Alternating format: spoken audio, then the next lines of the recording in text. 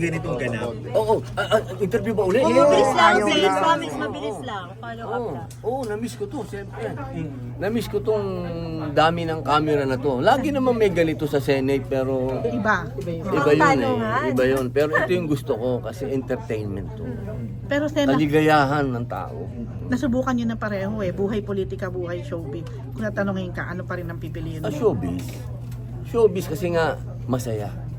Ang gusto ng tao, masayang balita. With vibes. Good vibes. Yun. Pero sa hindi ba magulo rin sa politika, magulo rin sa showbiz? Yung gulo sa showbiz, tayo gumagawa eh. Oo, yung sinasadya natin para pag-usapan. Sa politika, maraming artista eh. Sen, tanong namin to sa'yo. I'm sure aware ka rin naman.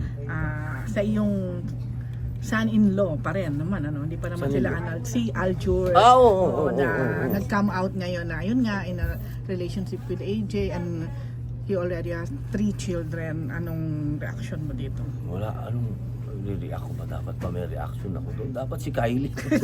Pero Bilang ikaw ay ama, of course, ni Kylie ang naging... Wala naman akong masasabi.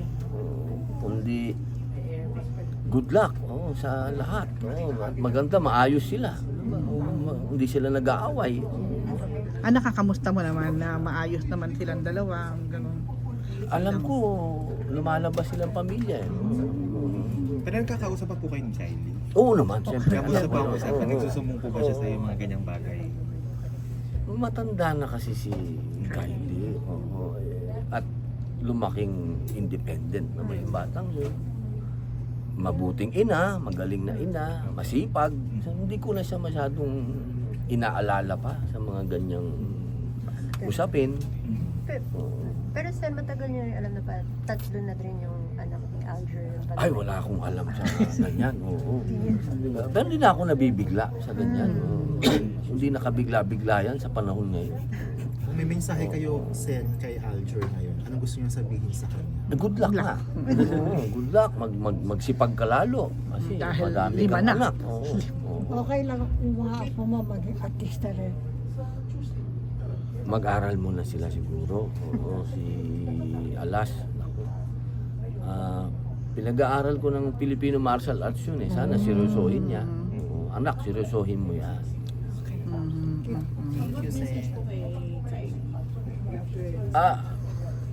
Mahal na mahal kita. Oo, lalo kang maging mas masipag. Dahil pahirap ang buhay ngayon. Tapos ingatan mo naman yung sarili mo dahil nag-aalala ako pagka pumapayat ka. Yun lang naman. Talaga naman sa artista. Alam niyo naman. Hindi ako sanay kasi ng payat ng batang yun. Kasi kasabay ko yung nagma-martial arts nung araw eh. Kasabay ko nag-iinsayo. So nalulungkot ako pag nasisilip. Kasi isa lang naman yung bahay namin eh.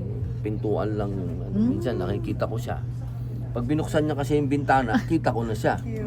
Pero isa siya sa mga sexiest actresses natin ngayon. Hindi ko siya kilala na sexy, macho siya nakilala ko eh. Sen, ano banggit mo kanina, parang may tinanggihan si Mariel na project. Pero kung kayo po ba, papayag kayo na bumalik showbiz siya? Papayag siguro, pero parang hindi niya kakayanin eh. Kasi kung everyday show daw yun eh. Parang hindi niya kakayanin. Paano niya gagawin yun? Gigising siya ng 5:30. Kaya ipaliliguan niya yung mga anak niya, pakakainin niya, ihahatid niya sa eskwela, uuwi siya sa bahay. Ako naman ang aasikasuhin niya. Tapos, aalis siya uli ng 2:30. Susunduin niya. Tapos magla-live selling siya. Paano gagawin niya? Bagong show ba yun? Yung Bagong show. bagong show. Noon time Kasama show. yata si... Sige. Pero parang magandang parang morning Willie show. Revillame ba to? Willie ba ang kasama Hindi, niya? hindi po. Hindi. Okay. So sa ngayon po, parang kayo lang muna magbabalik showbiz? Parang gano'n. Oo. Kasi nahiya na rin ako kay Boss Vic kasi maano na to eh, matagal na ito. Nahiya na rin ako sa kanya. Sir Robin, nakailang decades na po kayo sa showbiz. What do you do po to stay relevant po para up to date? Siguro po una, meron ka dapat Viva Films. So, para maging matibay ka, kailangan may produksyon ka na matibay. Yun yung magpapabibigay sa iyo ng staying power. Pangalawa, meron ka mga pelikulang nag-hit talaga. Kasi pag nag-hit talaga yung pelikula mo, kahit gumawa ka ng 2, 3, 4, 5, kahit naalala. umabot ng 10 yan, meron na yung meron na yung crowd.